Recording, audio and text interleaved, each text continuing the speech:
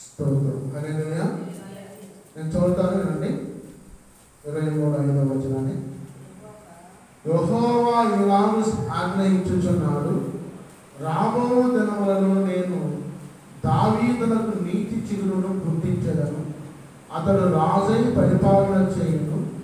అతడు వివేకముగా నడుచుకొనుచు కార్యము జరిగించును.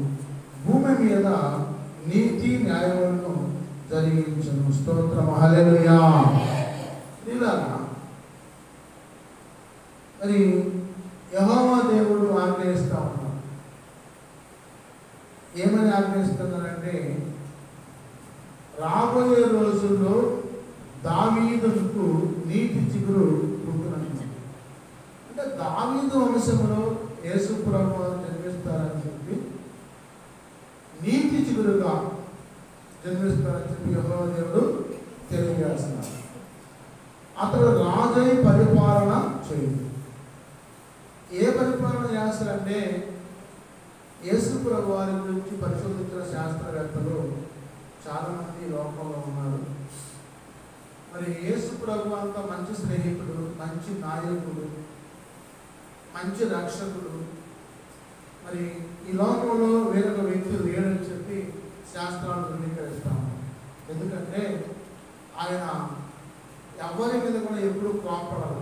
కోపం అనేది ఆయన మనసులో కానీ ఆలోచనలో కానీ లేదు. ఎందుకంటే ప్రేమామయుడు, దయామయుడు, కరుణామయుడు, సేవాతత్పరుడు, మరి స్వస్థపరచు యెహోవా ఆయనే దేవుని యొక్క మాటల్లో తెలియజేస్తాం. పిల్లరా, మరి దేవుని యొక్క చిత్తాన్ని బట్టి కొన్ని మాటలు మీతో ఆశపడతా ఉన్నాను. మరి మన మధ్యలో ఇద్దరు పేషెంట్లు ఉన్నారు. ఇద్దరు పేషెంట్ల కోసం ప్రార్థన చేస్తాం.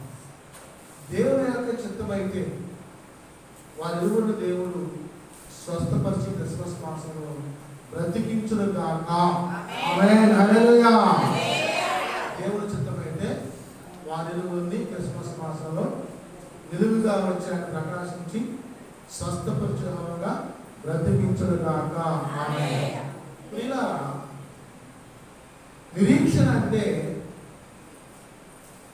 ఎంతవరకు నిరీక్షణ, నిరీక్షణ ఎలా ఉంటుంది అనేది పరిశీలిస్తే, మరి సాహు సింగ్ అనే ఒక వ్యక్తి ఒరిస్సా రాష్ట్రంలో ఉన్నాడు. సాహు సింగ్, ఈ ఒరిస్సా రాష్ట్రంలో ఉన్న సాహు సింగ్ తాను గోండ జాతికి చెందిన కొండ జాతి మరి చెందిన ప్రజలు. గోండులు అంటే లంబాడి కింద వస్తారు, కానీ వాళ్ళు కొండ జాతి ప్రజలు. వాళ్ళు ఎక్కువగా కూడా కొండ జాతి దేవతల్ని, చెట్లని, పుట్టల్ని, రాళ్ళని, రప్పని పూజించేవాళ్ళు. అట్లా వాళ్ళకి ఆ చిన్నప్పటి నుంచి కూడా హాస్పిటల్ తెలియదు, స్కూల్ తెలియదు. మరి ఆ కొండ జాతిలోనే ఉండి చెట్టుకు, పుట్టకు పూజ చేసి, రాత్రి రప్పకు పూజ చేసి, రోగం వస్తే అమ్మోరికి మొక్కుకొని ఏదో వాళ్ళు బలించుకోవడం, లేకపోతే ఆ కన్నమరాలు ఆకులతో వైద్యం చేసుకోవడం చేస్తాం. వాళ్ళలో ఎక్కువ మరణాలు ఎలా వస్తాయంటే దోమకాటు ద్వారా వస్తాయి. దోమకాటు ద్వారా వస్తాయి. ఎందుకంటే పాము కాటు, దోమకాటు, పురుగు కాటు, విష పురుగులు కూడా వాళ్ళకి చనిపోతూ ఉంటాయి. ఎందుకంటే నాగరికతకి దూరంగా ఉంటారు. రీసెంట్గా నేను పేపర్లో, టీవీలో చూసిన ఒక సెంటిమెంట్ చెప్తా ఉన్నాను. ఒక గర్భిణీ స్త్రీకి గర్భం వచ్చి కనలేకపోతే ఆయన వాళ్ళు హాస్పిటల్ తేవాలంటే మంచం వేసుకుని భుజాన్ని పెట్టుకుని ఆ కొండల మీద దిగి వచ్చి వాగు తర్వాత నీళ్ళు అవుతుంది. ఆ వాగులో వచ్చి దిగి మళ్ళీ పట్టణానికి వేసామంటే చాలా కష్టపడే సందర్భాలు. అదైతే టీచర్స్ వెళ్ళి స్కూల్ చెప్పలేదు, నర్సులు వెళ్ళి వైద్యం చేయలేదు. ఎందుకంటే ఆ కొండకి దిగాలంటే ఎవరెవరు రాదు. వాళ్ళ కొండల్లో, కొట్టల్లో, అడవుల్లో ఉండే కొండ జాతి నది. ఈ సాహు సింగ్ యేసు ప్రభుని నమ్ముకున్నాడు.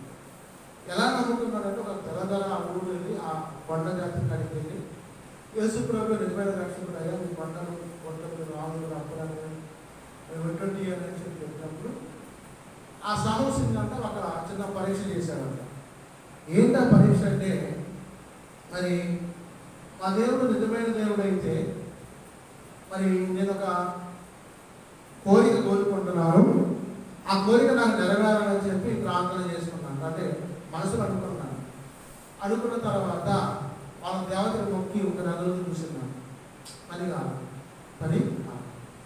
తర్వాత ఆ తెల్లాయన వచ్చి, ఆ పాడినాయన వచ్చి మాకు కొన్ని చాక్లెట్లు, బిస్కెట్లు, మరి కొన్ని కేకులు ఇచ్చేవాడు. ఆయన దేవుడు యేసు అంట, ఆ యేసుకు ప్రార్థన చేద్దామని చెప్పి ప్రార్థన చేశాడు. ప్రార్థన చేస్తే ఆయన భార్యకి పిల్లలు లేకపోతే ఆమెకి వెంటనే గర్భం అనేది దాల్చింది. స్తోత్రం, హల్లెలూయా. ఎప్పుడైతే గర్భం దాల్చిందో ఆయన నమ్మకం కలిగి విశ్వాసం కలిగి ఆ తెలియని దేవుడు యేసు ప్రభువుని ఆరాధించడం మొదలుపెట్టిన తర్వాత ఇక భార్య మగపిల్లవాడు జన్మించాడు. భార్య కూడా యేసు ప్రభువుని నమ్ముకుంది. ఇక వీళ్ళు భార్య భర్తలు పిల్లవాడిని తీసుకొని ఆ కొండ దిగి ఒక పక్కన ఊరుంటే, ఆ ఊరు చర్చి ఉంటే ఆ చర్చికి ప్రతి ఆదివారం వెళ్ళి రావడం నేర్చుకున్నాం. ఎందుకంటే క్రైస్తవాన్ని యేసు ప్రభువుని నమ్మినప్పుడు చర్చికి వెళ్ళకపోతే నీ భక్తి విశ్వాసం అనేది సన్నగిలిపోవాలి. ఎట్లాగా సన్నగిలిపోవాలి అంటే, నీ పిల్లవాడు స్కూల్కి వెళ్తున్నాడు. వాడు స్కూల్కి ఒక నెల వెళ్ళినాక అక్షరాలు కానీ, ఆలు కానీ, అంకెలు కానీ, నంబర్స్ కానీ చెప్తున్నారు. వాడు ఒక నెల వెళ్ళిన తర్వాత మానేసి ఇంటికాడ ఆ గోళీలు ఆడుకోవడం, గుంటలు ఆడుకోవడం, లేకపోతే వాడు గాలి సమాసాలు పడడం, గాలి మాటలు నేర్చుకోవడం. చదువు వచ్చిందా? వచ్చింది కూడా మర్చిపోవాలి. భక్తి కూడా అలాంటిది. భక్తి అనేది యేసు ప్రభువుని నమ్ముకున్న తర్వాత మందిరానికి వచ్చి ప్రార్థన చేసుకొని వాక్యుని ఎప్పుడైతే నువ్వు ప్రార్థనలో, వాక్యంలో, పాటల్లో బలపడతా ఉంటావో నీ విశ్వాసం అనేది సన్నగిలిపోతుంది. విశ్వాసం లేకుండా దేవుని మిత్రులై కూడా అసాధ్యం. ఫస్ట్ దేవుని మీద విశ్వాసం ఉండాలి, నమ్మకం ఉండాలి, ప్రేమ ఉండాలి, అభిమానం ఉండాలి. అప్పుడు నువ్వు ప్రార్థన చేస్తుంటావు. చాలా మంది నేను చూస్తూ ఉంటాను, నేను ప్రేమ అనుకుంటా, లేకపోతే మా అమ్మాయి లేదు పెళ్ళికి వెళ్తున్నా, ఊరికి వెళ్తున్నా, లేకపోతే ఇంట్లో పనిగా లేదని చెప్తాను. దేవుడు ఎన్ని పనులు ఉన్నా కానీ వదిలిపెట్టేసి అది వస్తే దేవుడు నీకు సహాయం చేయడా? ఆయన శక్తిని కూడా. ఎందుకంటే మందిరానికి వస్తే నీకు మనశ్శాంతి ఉంటుంది, మందిరానికి వస్తే నెమ్మది ఉంటుంది, మందిరానికి వస్తే సమాధానం ఉంటుంది, మందిరానికి వస్తే నీకు శాంతి ఉంటుంది. కాబట్టి మందిరంలో కొన్ని ఈవులు పొందుకుంటాం. ఈవులు అంటే మరి కోరికలు కానీ, మరి మేలులు కానీ పొందుకుంటాం. అంటే ఆ మేలును నీకు దూరం అవుతాం. కరెంటు గారికి మనం వెళ్ళి స్విచ్ చేస్తాం. స్విచ్ చేస్తేనే కరెంటు లైట్ వెలుగుతుంది. స్విచ్ చేయకపోతే వెలుగుతామా? నీ భక్తి జీవితం కూడా అలాంటిది. మందిరానికి వచ్చి నీకు స్విచ్ చేస్తేనే వెలిగించబడతాం, లేకపోతే వెలిగించబడదు. నీ సొంత ఆలోచనలు, సొంత అభిప్రాయాలు, సొంత ఆలోచనల కోసం ఆలోచిస్తావు కానీ దేవుడి కోసం ఆలోచించు. ఎందుకంటే నేను చేసే భక్తే కరెక్ట్, నా మాట కరెక్ట్, నేనే కరెక్ట్ అనే ఆలోచనకి, అభిప్రాయానికి కూడా వస్తూ ఉంటాయి. ఎందుకంటే ఫస్ట్ ఇప్పుడు ఈ యొక్క సాహసులు భార్య పిల్లవాడిని తీసుకొని చర్చికి వెళ్తున్నాను.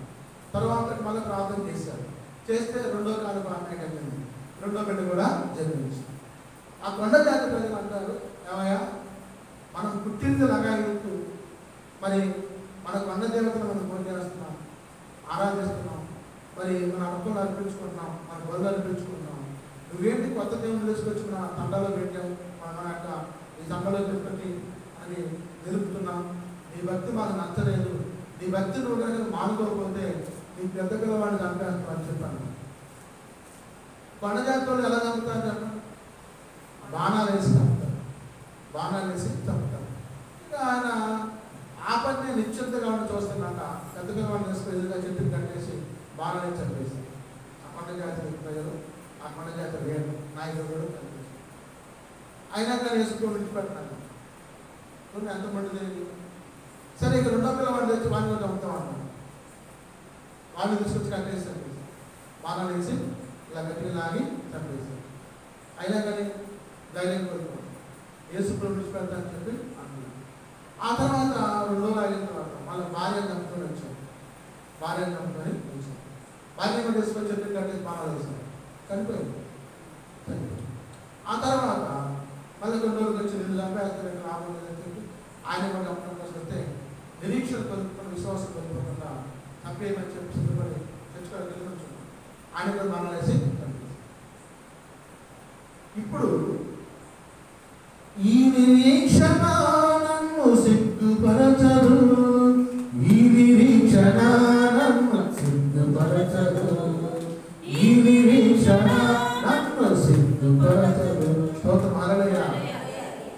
అంటే యేసు ప్రభు కోసం తన ఇద్దరు పిల్లల్ని, భార్యని తన కళ్ళ ముందే బాణాలు వేసి నాన్న నాన్న నాన్న నాన్న అని అరుస్తుంటే చంపేసి, భార్య ఏమండి ఏమండి అని చెప్పి అడుగుతా ఉంటే ఆమె కూడా చనిపోయింది. ఈయన కూడా బాగా వేస్తున్నా యేసయ్య అని చెప్పి ఆయన అన్నాడు తప్పించి ఏడవలేదు, కన్నులు కావట్లేదు, భయపడలేదు. ఏంట్రా ఇది ముందు ధైర్యం అని చెప్పి వాళ్ళు ఆలోచిస్తున్నారు. అయితే అతను అంటారు, పిల్లవాడిని చంపేటప్పుడు అనుమానం చేసుకోవచ్చు, రెండో పిల్లవాడిని చేసుకోవచ్చు అనుభవించుందంట, మూడో పిల్లవాడిని భార్య చంపేటప్పుడు చేసుకోవచ్చునంట, ఆయన చంపినప్పుడు వేసుకోవచ్చి ఉంటున్నాడు. ఆ కొండ జాతి నాగరికి ఒక తెల్లటి వెలుగు అనేది వాళ్ళ అనుమానం కనపడతాం. స్తోత్రం హల్లెలూయా. లెమ్ము తేజము నీపై వెలుగు వచ్చి విశాఖలో మాట్లాడుతుంది. అంటే ఆ వెలుగుగా వచ్చిన యేసు ప్రభు వారు చనిపోవడం కోసం అంగీకరించారు. మీరు అనవచ్చు, యేసు ప్రభు నమ్ముకుంటే ఆ యేసు ప్రభు వచ్చి కాపాడి వారి నుంచి రక్షించవచ్చు కదా అని అనవచ్చు. రక్షిస్తారో కాపాడతారు, ఇంకా కొన్నాళ్ళకైనా చనిపోకుండా ఉంటారు ఉండదు. ఇప్పుడైతే ఆయన పల్లవరాజ్యాన్ని తీసుకెళ్ళి ఆయన రాజ్యాలు చేర్చుకొని గ్రహాలు ఏర్పాటు చేసి ఆ గ్రహాల్లో ఏర్పాటు చేసి ఆయనతో పాటు కోసం సిద్ధపడ్డారు. ఇంకొన్నాళ్ళు స్త్రీలు పాపులుగా మారని గ్యారెంటీ, విశ్వాస జీవితాన్ని కోల్పోరని గ్యారెంటీ. ఇప్పుడు మన దగ్గర చాలా మంది నేను చూశాను, వచ్చారు, వచ్చి ప్రార్థన చేస్తున్నారు, పాటలు పాడుతున్నారు, ఎవరు చాలా భక్తి చేస్తూ ఉన్నారు. మరి పిలవకుండా వచ్చారు, ఎవరు నా ముగ్గురు మోహన్ తెలియదు దేవుడు చూపించి వచ్చి చెప్పన్నారు, వ్యక్తి గొప్ప దేవుడు అబ్బాయి చెప్పారు. వాళ్ళు ఏం చేశారు, ఒక్క తన వాదన అందు గొడవల వల్ల దొల్లినట్టుగా పోయి మళ్ళీ పాత రోత జీవితంలో ప్రవేశించారు. ఆ గ్రహాల్లో పోతే రూపాయలు వేస్తున్నారు.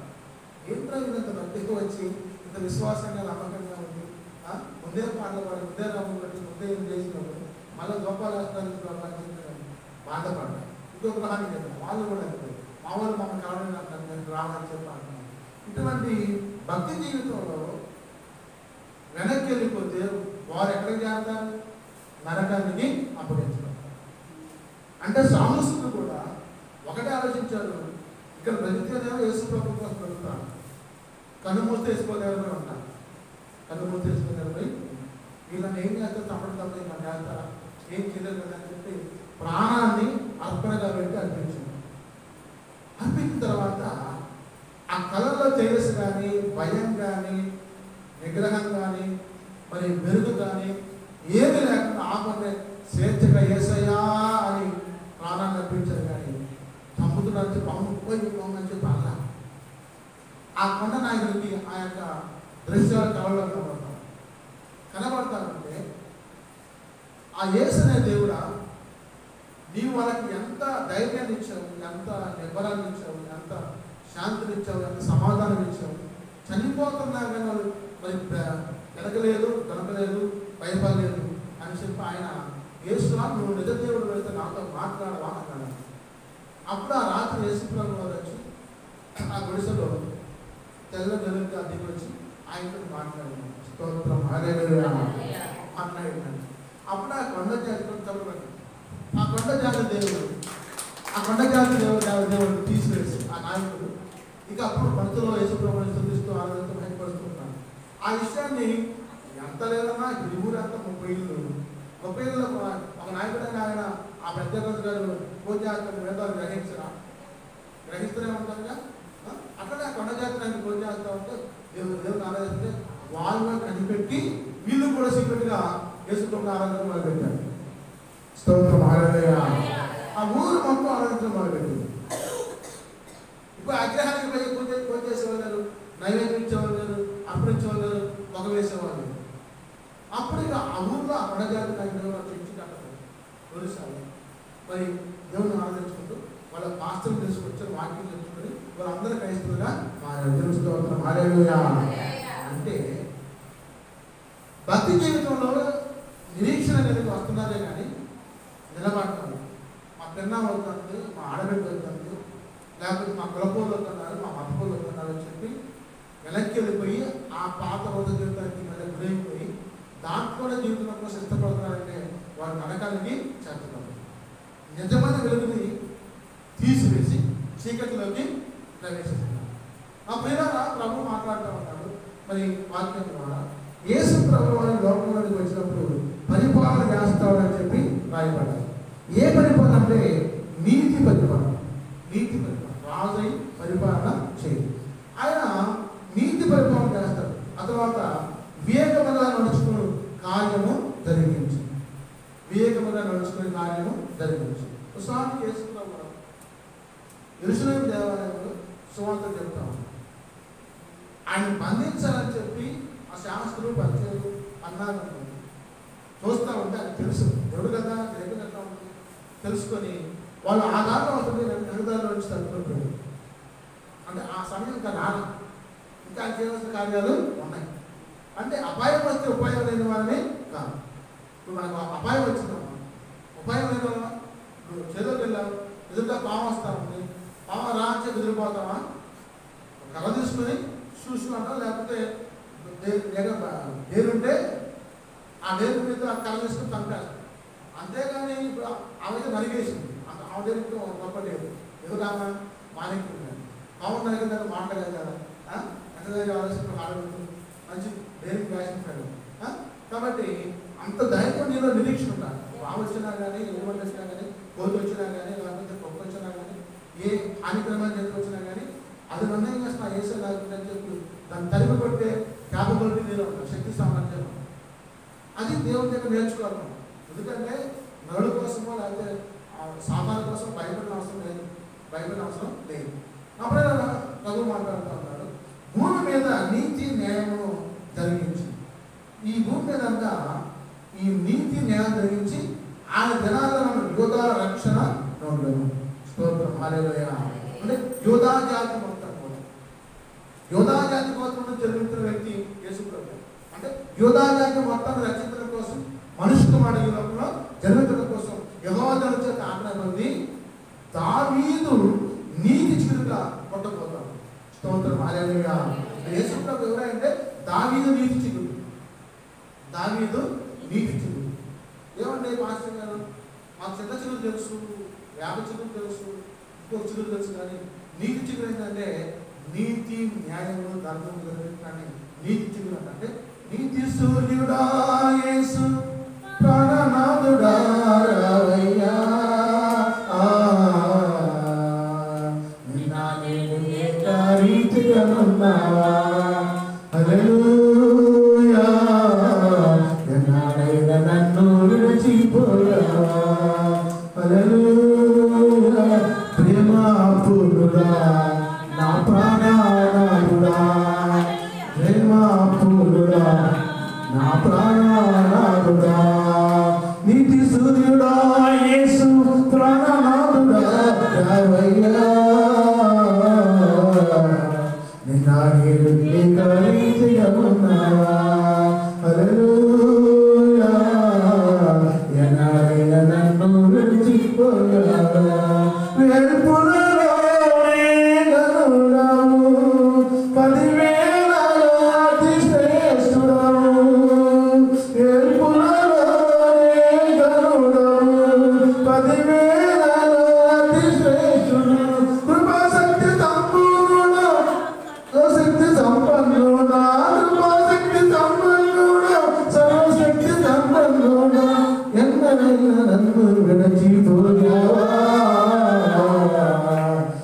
నేను ఏకరీతిగా ఉన్నావా, హల్లెలూయా, ఎన్నడైనా నన్ను విడిచిపోయావా, స్తోత్రం హల్లెలూయా.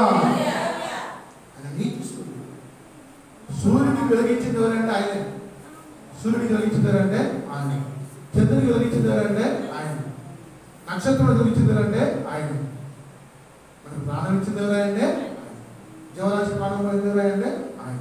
అంటే అటువంటి వ్యక్తి యోధా జాతి రక్షణ కోసం ఇశ్రాయేలు నిర్భయంగా నివసించును. యెహోవా మనకు నీతి అని అతనికి పేరు పెట్టుదురు. స్తోత్రం. హల్లెలూయా. అంటే యేసు ప్రభు పేరు ఏం పేరంటే నీతి, నీతి, సత్యం, జీవం అని అన్నాడు. నేనే మార్గము, సత్యము, జీవము. అంటే నీతిమంతుడు, నీతిమంతుల గుడారాల్లో రక్షణ కూర్చున్న సునామీ. స్తోత్రం. హల్లెలూయా. ప్రియులారా, ప్రభు మాట్లాడుతూ ఉన్నారు రాత్రికాల సమయంలో వాక్యం ద్వారా పరిశీలిద్దాం. యెషయా గ్రంథము 37వ అధ్యాయం. యెషయా గ్రంథం 37వ.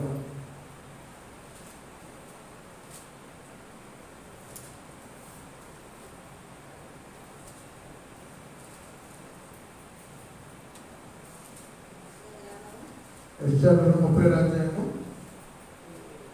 17 నుంచి 20 దాకా చదవండి.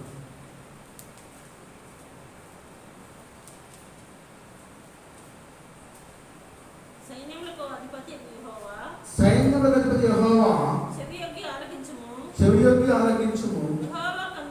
యెహోవా కన్నులు తెరచి దృష్టించు. జీవము గల దేవుడవైన నిన్ను దూషించుటకై యెహోవా అష్షూరు రాజు ఆ జనములను వారి దేశములను పాడు చేసి వారి దేవతలను అగ్నిలో వేసిన నిజమే. ఆ రాజ్యములు దేవతలు నిజమైన దేవుని కాగా మనుషుల చేత చేయబడిన కర్రలు రాళ్ళు గాని కావు. కనుక వారు నిర్మూలన చేసేది యెహోవా, లోకములో నీవే నిజముగా నీవే అద్వితీయుడైన యెహోవా అని సమస్త జనం తెలుసుకున్నట్టు అతని చేతుల నుండి మమ్మల్ని రక్షించు. స్తోత్రం. హల్లెలూయా. ఇక్కడ ఈ వాక్యం ఉన్న గూఢార్థం ఏంటంటే, ఈ దేవతలలో ఉన్న కర్రలు కానీ రాళ్ళు కానీ అవి నిజమైన దేవుడు కావు, అగ్నితో కాల్చబడతాయి, కొండల్లో లోయల్లో దోచబడతాయి, పారిపోతూ ఉంటారు. నిజమైన దేవుడు వస్తూ ఉంటే జాగ్రత్త, యెహోవా వైపు చూసి మీరు రక్షణ పొందండి. అప్పుడు 35వ అధ్యాయం కూడా అక్కడ ప్రక్కన చూసినట్లయితే యేసు ప్రభు వారి గురించి కొన్ని మాటలు రాయబడ్డాయి. ఏంటి ఆ మాటలు అంటే, అరణ్యమును ఎండిన భూమిలో సంతోషించను, అడవి ఉల్లసించి కస్తూరి పుష్పం వలె పూరిన. స్తోత్రం. హల్లెలూయా. అంటే యేసు ప్రభు వారు ఈ లోకంలో జన్మిస్తే అరణ్యము ఎండిన భూమి అంటే సంతోషిస్తాయి. అప్పటిదాకా ఇశ్రాయేలు కంటే అసలు ఎంతో మూలుగులతోటి, నిట్టూర్పులతోటి, బాధలతో, వేదనతో ఉన్నారు. అటువంటి ఇశ్రాయేలు దేశంలో గింజలు ఎడారి యొక్క మనస్సులు మొత్తం కూడా యేసు ప్రభు వారు వచ్చి జన్మించడం ద్వారా సంతోషం వచ్చింది. ఎందుకంటే అప్పటిదాకా స్వస్థపరిచిన వాళ్ళు ఎవరు లేరు, గుడ్డివారికి కావించడం లేదు, మగవారితో మాట్లాడించిన వాళ్ళు లేరు, గుడ్డివారికి చూపించిన వాళ్ళు లేరు, చనిపోయిన వాళ్ళు లేని వాళ్ళు లేరు, పక్షవాతం గల వారిని స్వస్థపరిచిన వాళ్ళు లేరు, 30 సంవత్సరాల నుంచి ప్రదేశించినటువంటి పడిన వారిని లేదంటే పరిస్థితులు నడిచిన వారు లేరు. మరి ఆయన 5 రోజులు నడిచినప్పుడు 5 మంది వడ్డిస్తే భోజించారు. ఆశ్చర్యమైన కార్యాలు చేస్తున్నారు. మోషే ధర్మశాస్త్రం ప్రకారం మరి బెత్లెహేము నుంచి రక్షణ రాబోతా ఉంది, ఎఫ్రాతా గోత్రం నుంచి రాబోతా ఉంది, యూదా గోత్రం నుంచి రాబోతా ఉంది అని రాయబడ్డ మాటలు ప్రవక్తల ద్వారా యేసు ప్రభు ఎప్పుడైతే జన్మించి లోకంలో నుంచి ఆయన సేవ చేస్తున్నారో అప్పుడు వాళ్ళకి నమ్మకం కలిగింది, సంతోషం కలిగింది. సంతోషం కలిగి అడవి ఉల్లసించి కస్తూరి పుష్పాలే. అంటే అడవులు అంటే కస్తూరి పుష్పాలు మీకు తెలుసు అండి. కస్తూరు కాయలు అమ్మేవాడు దొరికి, కస్తూరి కొమ్మకాయలు అమ్మేవాడు దొరికి, వైద్యాన్ని వాడేవాళ్ళు అంటే అంటే అవి చల్లటి పూట రాత్రి వేళ మంచి సువాసన ఇస్తాయి. ఆ సువాసన మనసుకి ఆహ్లాదకరంగా సంతోషకరంగా. అంటే యేసు ప్రభువు ఈ లోకంలో జన్మించడం వల్ల కస్తూరి పుష్పంతో కూర్చోడు, అడవి ఉల్లసించడంగా కూర్చోడు. మళ్ళీ అది బహుగా పూయించు ఉల్లసించు సంగీతములు పాడు. స్తోత్రం. హల్లెలూయా. అంటే అడవిలో చెట్లు కూడా భూగుతున్నప్పుడు ఒక శబ్దం వస్తాం మనకి, ఒక శబ్దం వస్తాం అంటే హోయ పోయినట్టుగా ఉంటాం. అంటే హోయ అంటే హోయాలు పోయినట్టుగా ఉంటాం. అంటే ఆ శబ్దానికి సంగీతం వస్తాం, నాదం వస్తాం. ఆ నాదం వల్ల కూడా మన మనసుకి నెమ్మది సమాధానం వస్తాం. అంటే యేసు ప్రభు వారి లోకంలో జన్మించడం మనందరికీ కూడా సంగీత నాదాలతో ఉల్లసించి పాడే భాగ్యము కలిగింది. అలాగే అంటారు, లెబనోను సౌందర్యం దానికి కలుగుతుంది, కరిమేలు శాలనుకున్న సొగసు దానికి కలుగుతుంది. అది యెహోవా మహిమ మన దేవుని తేజస్సును చూసుకుని స్తోత్రం హల్లెలూయా. అడవి ఉల్లసించి కస్తూరి పుష్పం వలె వస్తుంది. మరి ఏమంటాడు, లెబనోను సౌందర్యం, కరిమేలు శాలనుకున్న సొగసు. అంటే ఈ పర్వతాలు అంటే ఇజ్రాయెల్ దేశంలో సొగసైన పర్వతాలు, అందమైన పర్వతాలు, చాలా చక్కగా కనబడే పర్వతాలు. మరి వాటితో పోల్చారు. అంటే యెహోవా మహిమంగా తేజస్సు అంటే వెలుగుగా ప్రకాశిస్తారు. ఎంత గొప్పగా చెప్తారు. ఆయన జన్మించడం ద్వారా ప్రకృతిని పోల్చారు, అడవిని పోల్చారు, కొండలను పోల్చారు, సంగీతం ద్వారా పోల్చారు. అలా అంటున్నాడు, సడలన చేతులను బలపరచుడు, తొట్టిళ్ళ మోకాలని దృఢపరచుడు స్తోత్రం హల్లెలూయా. అంటే సడలన చేతులు అంటే నాకు ఈ లోకంలో ఎవరు సహాయం చేస్తారు, ఆదుకునే వాళ్ళు ఎవరున్నారు, మరి నాకు తొట్టిలు మోకాడానికి నాయక మరి మోకాటి ప్రార్థన ఎవరు ఆలపిస్తారని చెప్పి అదే సందర్భాల్లో బలపరచడం కోసం నీతిశూరుడిగా ఈ లోకంలో జన్మించారు. అంటే నీ వ్యాధుల్లో ఉన్నా, బాధల్లో ఉన్నా, ఇరుగుల్లో ఉన్నా, ఇబ్బందుల్లో ఉన్నా, శోధనలో ఉన్నా, వేదంలో ఉన్నా, వాటన్నింటి నుంచి విడిపించేవాడు యెహోవా. ఎవరి ద్వారా అంటే ప్రభు అయిన యేసు ద్వారా, ప్రభు అయిన యేసు ద్వారా. కాబట్టి ప్రియులారా చూడండి, మరి వాక్యం ద్వారా మాట్లాడుతూ ఉన్నాడు, తత్తరిల్లు హృదయములను ఇట్లానండి భయపడగా ధైర్యముగా. ఎందుకు భయపడుతున్నా? నీ భారం యెహోవా మీద మోపు, అప్పుడు నువ్వు చేయడంతయో సఫలము. నీ భారం చేసేటప్పుడు మీరు పెట్టు.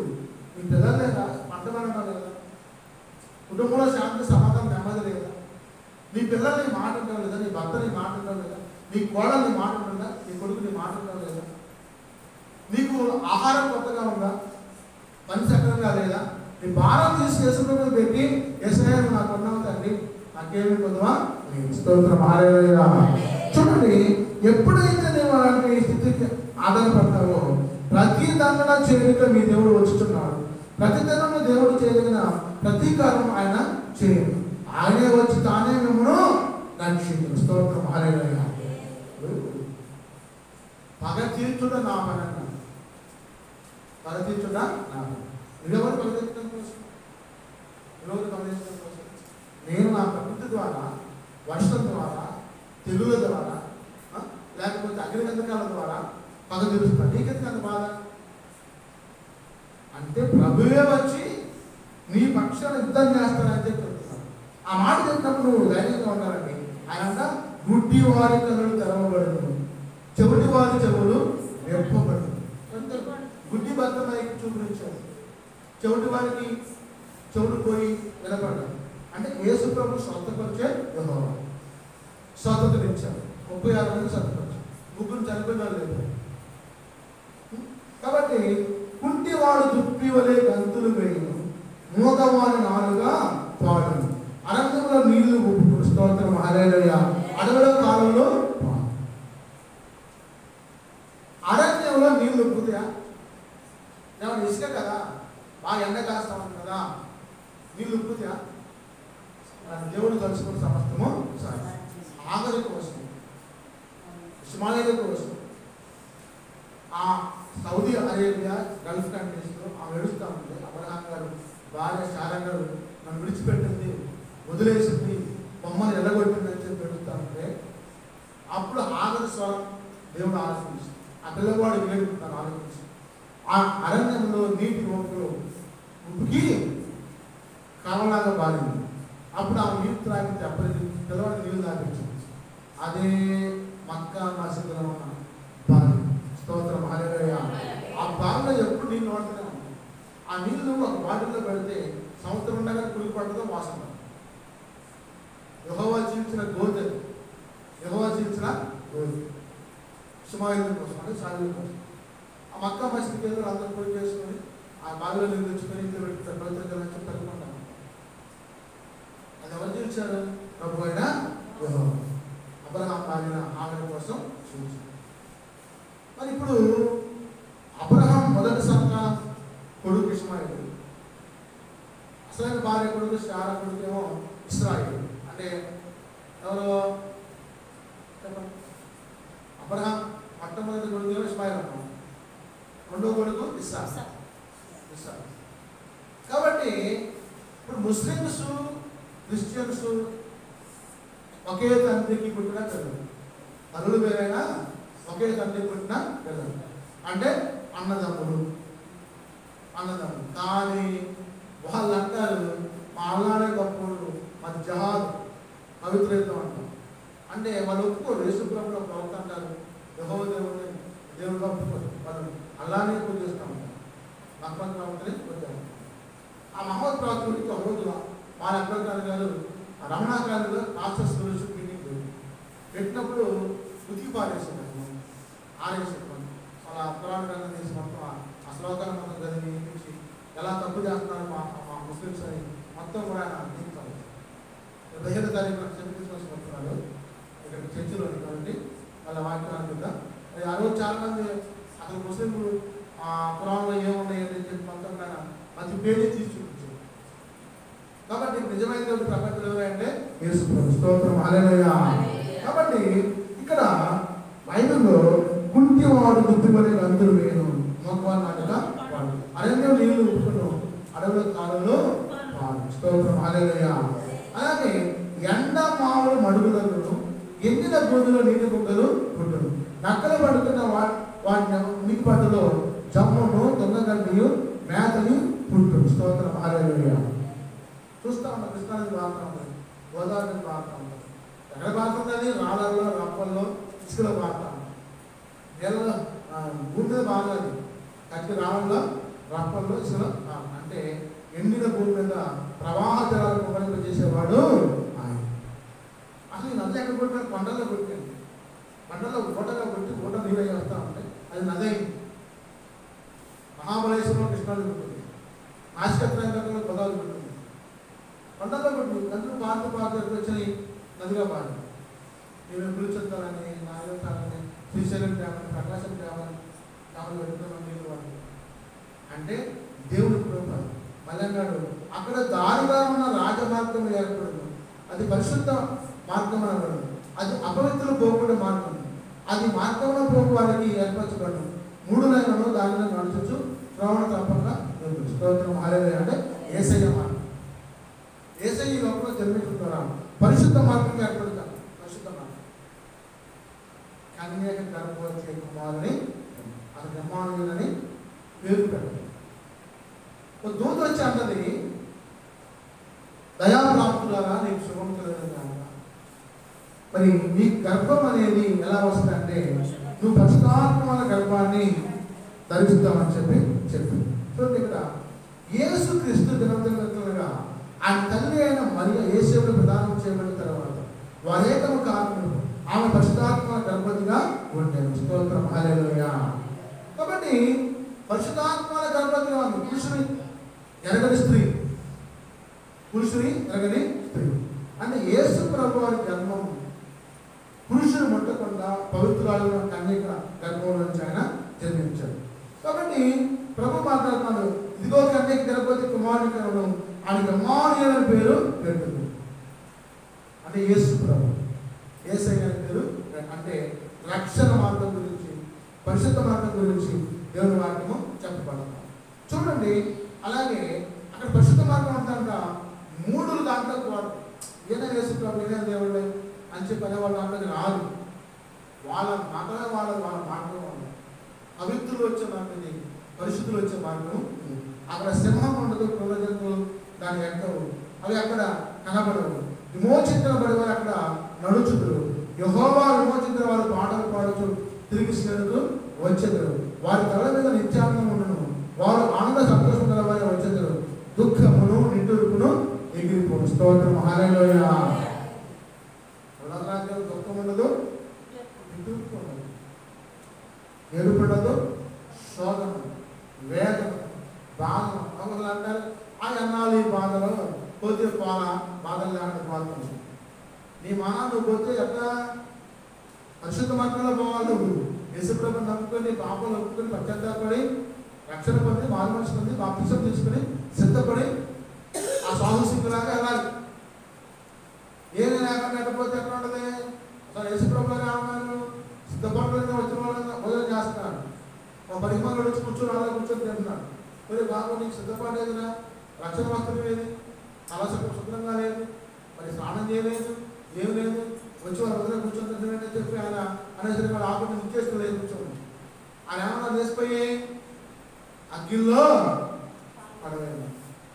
అంటే నా బిడ్డలందరూ కూడా రక్షణ వస్త్రాలు ధరించి తెల్ల వస్త్రాలు ధరించి పరిశుద్ధులుగా వస్తే వాళ్ళ మధ్యలో సాతానుగా వచ్చి కూర్చున్న వాళ్ళ మధ్య తీసుకొని సాతాను ఆలోచాడు అగ్నికి అప్పగించాడు. కాబట్టి సిద్ధపాటు జీవితంలో అవడం మనం నేర్చుకోవాలి. అప్పుడు దుఃఖం ఉండదు, వింటూ ఉంటుంది. కాబట్టి ఇంకొక మాట పూర్తి చేసి వదులుతాను.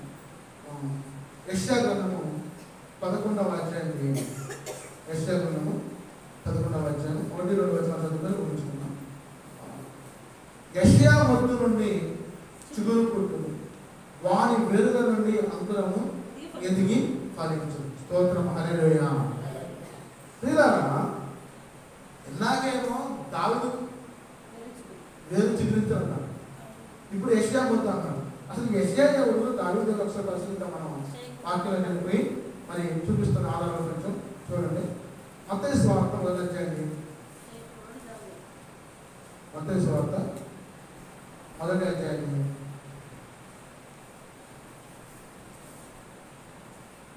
అబ్రహాము ఇస్సాకును కనెను, ఇస్సాకు యాకోబును కనెను, యాకోబు యోదాను అతని అన్నదమ్ములను కనెను, యోదా తామారునందు పెరేసును జెరుహును కనెను, పెరేసు యెస్రోమును కనెను, యెస్రోము అనగా ఆరామును కనెను, ఆరాము అమినాదాబును కనెను, అమినాదాబు నయసోను కనెను, నయసోను సల్మాను కనెను, సల్మాను రాహాబునందు బోయదును కనెను, బోయదు రూతునందు ఒబేదును కనెను, ఒబేదు యెషయాను కనెను, యెషయా రాజైన దావీదుని కనెను. అంటే దావీదు తండ్రి ఎవరు? ఇప్పుడు యెషయా తండ్రి ఎవరు? ఓబేదు. ఓబేదు తండ్రి ఎవరు? బోయజ్. కాబట్టి బోయజ్ తండ్రి సల్మా. అంటే యెషయా మొద్దు చిరుగా వచ్చాడు, దావీదు చిరులాగా వచ్చాడు.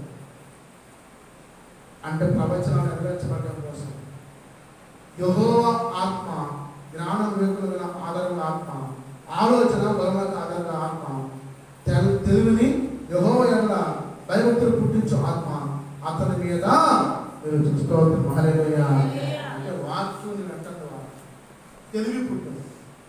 అది తెలివి లేదు, వారికి తెలివించు, జ్ఞానం తెచ్చు. ఆ జ్ఞానానికి మూలాధారం ఏంటంటే ప్రభు అయిన యేసు.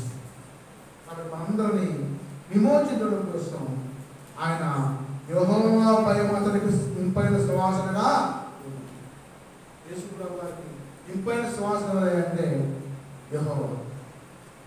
క్రైస్తవులకి ఒక మాట గుర్తొచ్చింది, మీరు ఇంపైన సువాసనగా ఉండాలి. ఎలా ఉంటారు చెప్పండి? ముఖం వాడిపోయి వేదనగా, బాధగా, నిస్సారంగా క్రైస్తవులు ఎప్పుడు మీ ముఖాలు తేజరెల్లాలి, ప్రకాశించాలి, వెలుగుగా ఉండాలి. స్తోత్రం, హల్లెలూయా. ఆ వెలుగు, ఆ తేజరిల్లడం ఎప్పుడు వస్తుందంటే నీ మోకాటి ప్రార్థన ద్వారా, కన్నీటి ప్రార్థన ద్వారా, ఉపవాస ప్రార్థన ద్వారా. స్తోత్రం, హల్లెలూయా. నీ దగ్గర నగలు లేకపోయినా కానీ నీ మొహం వెలిగిపోతాను. అన్ని నగలు వేసుకొని అలంకరించుకునే మొహాలు వాడిపోయి ఉంటాను. అలంకారం అనేది ఆత్మాలంకారం ఉండాలి కానీ శరీర అలంకారం ఉండదు. అలంకారం అనేది ఆత్మాలంకారం ఉండాలి, శరీర అలంకారం ఉండదు. పౌలు గారు అంటాడు, జడలు పెట్టుకోవడం, ముక్కు వ్యాసాలు పెట్టుకోవడం, అవాసలు వేసుకోవడం, గొలుసులు వేసుకోవడం, గాజులు వేసుకోవడం క్రైస్తవులకి ఇంపైన సువాసనగా యేసు ప్రభువుని పొందాలి. ఆయన వెలుగుని మొక్కలో ప్రకాశించాలి. అప్పుడు నీ కైతలు చెప్పుకునేది రాజుతూ ఉంటుంది. స్తోత్రం, హల్లెలూయా. లోకపరమైన ఆచార సాంప్రదాయాలు మనం పాటించాలి. ఇతరులకు మాదిరికరంగా ఉండాలి. కానీ ఇతరులు మనం చూసి వాళ్ళు జాతున్నారు కదా, మేము చెప్తే తప్పింది. ఏం చేస్తున్నారు వాళ్ళంటే వాళ్ళు జల్లాలనుకుంటున్నారు, నడబెట్టుకుంటున్నారు, ఆందరించుకుంటున్నారు, అన్ని కొట్టు కాడికి అన్ని పెట్టుకుంటున్నారు, మేము చేతి తప్పింది అని అంటారు. మీ ప్రార్థన ఇతరులకు మాదిరికరంగా మీ జీవితం ప్రభువుని ప్రదర్శించేదిగా ఉండాలి, ప్రత్యక్షపరిచేదిగా ఉండాలి. అంటే క్రీస్తు ప్రత్యక్షం ద్వారా నిన్ను చూసి కొంతమంది మారి మందిరానికి వచ్చి దేవునికి అప్పగించే విధంగా ఉండాలి. అటువంటి విశ్వాసమైన జీవితాన్ని కలిగితే ఆత్మలు వృద్ధులతో ఉంటాయి. స్తోత్రం, హల్లెలూయా. చూడండి, మరి కంటి చూపును బట్టి ఆయన తీర్పు తీర్చడు, తాను వినోదాన్ని బట్టి విమర్శ చేయడు, నీతిని బట్టి పెద్దలకు తీర్పు తీర్చను, భూనివాసులలో దేవులైన వారికి దారుణంగా విమర్శ చేయను, తన వాగ్దానము చేత లోకమును కొట్టును, తన పెదవుల ఊపిరి చేత దుష్టులను చంపును, అతని నడుమునకు నీతిను, అతని తుట్లకు సత్యమును నడికట్టు ఉండను. స్తోత్రం, హల్లెలూయా. ఈ మాట ఎఫెసీ గ్రంథం పౌలు రాశారు. అబద్ధం పౌలు గ్రంథంలో సత్యం, నీతి ధరించాం మాట రాస్తుంది. ఈ మాటను ఒకసారి పరిశీలించి ముగించుకున్నాం. ఎఫెసీ గ్రంథం అప్పుడు పౌలు గారు పత్రిక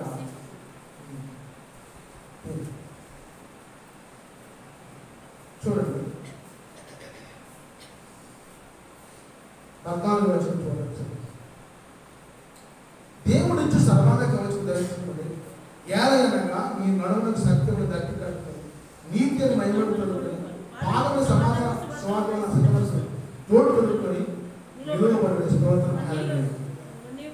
ఇవన్నీ కాక విశ్వాసం డాలని కట్టుకుంది, దానితో మీరు దృష్టిని అగ్నిబాణమైనటువంటి ఆరుటకు శక్తిమంతులకు. స్తోత్రం, హల్లెలూయా. మరియు రక్షణను శిరస్నానం ధరించాలి. రక్షణ పొందితే హెల్మెట్ లాగా ఉంటాను. మారు మనిషి కొంత వాక్యం తీసుకుంటే హెల్మెట్, నేను హెల్మెట్ పెట్టుకుని వస్తాను. నేను ఎవరు తక్కువ తెలియదు అసలు. నేను ఎందుకంటే ఎప్పుడు నా వాహనం చూపుతాను కదా, హెల్మెట్ తీసుకొస్తాను. సరే కొలికి వస్తాను అంటే హెల్మెట్ తీసాను. ఎవరు అయ్యాను వారు, నేను ఎందుకు వస్తాను, నువ్వే అయ్యా, నేను ఎప్పుడు నేను రోజులు అయ్యాను అంటే రక్షణని శిరస్నానం ధరించాలి. హెల్మెట్ అనేది మన శిరస్సుని తలని కాదు. నీకు కూడా యేసు ప్రభువుని రక్షించడం అంటే నమ్ముకోవడం ద్వారా రక్షణ వస్తుంది, మారు మనసు వస్తుంది, పాప క్షమాపణ. అప్పుడు అది హెల్మెట్గా నీకు ఉండదు. మళ్ళీ నాడు దేవుని వాక్యం అనే ఆత్మకర్తవ్యాన్ని చర్చించాలి. ఆత్మకత్వం కత్వాన్ని కత్తి కాదు, వాక్యం రెండు పక్కలకు వస్తుంది. అటు కట్ చేసి ఇది కట్ చేసింది, వాక్యాన్ని నమ్మకం అంటారు. మళ్ళీ అంటాడు ఆత్మ ప్రతి విషయంలో ప్రతి విధమైన ప్రార్థన విజ్ఞాపన చేయవచ్చు. ఆ విషయమైన సమస్త పరిస్థితుల నిమిత్తం పూర్ణమైన పట్టుదలతో విజ్ఞాపన చేయవచ్చు. మెరుగుగా స్తోత్రం అంటే ఎప్పుడు లేచినా కానీ మెరుగుగా ప్రార్థన చేయమంటాడు. మాసులు వేసినా తలెప్పుడు వేసినా కానీ ఆ పని పిలుచుకుని వచ్చాక కూర్చొని ప్రార్థన చేయమంటాడు. ఎక్కడ వచ్చిందా ఇప్పుడు ఇప్పుడు వద్దులదా అభివృద్ధి చెందవా, స్తుతి స్తుతి స్తోత్రం స్తోత్రం ఏసా ఏసా అంటే అభివృద్ధి చెందవా. యేసు నామములో ఈ కుటుంబాలు మొత్తం వద్దులు కాక. కాబట్టి ప్రభు మీతో మాట్లాడుతున్నాడు. దావీదు గెలుచుడు, యెషయా పొందుచుడు, యేసు ప్రభు వారి నామములో మనందరి కోసం జన్మించాడు. దేవుని మాట దీవించును గాక. ఆమేన్. ప్రార్థన చేసు.